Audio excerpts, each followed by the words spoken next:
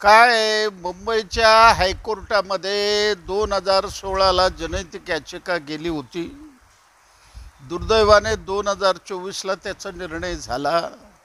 राज्य शासनाच्या परिवहन विभागाने परिपत्रक काढलं आणि त्याने सांगितलं प्रत्येक दिवसाला 50 रुपये दंड करा।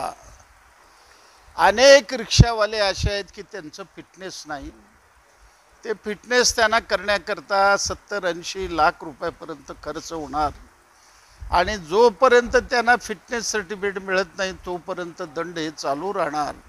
म्हणजे जवळजवळ 2016 पासून फिटनेस जोपर्यंत होत नाही तोपर्यंत त्यांच्यावर दंडाची आकारणी होणार। म्हणून हे जिजिया कर आहे, अन्यायकारक कर आहे। म्हणून 3 तारखेला 3 जुलैला कलेक्टर कचेरीवर मोर्चा जाणार रिक्षावाल्यांचं।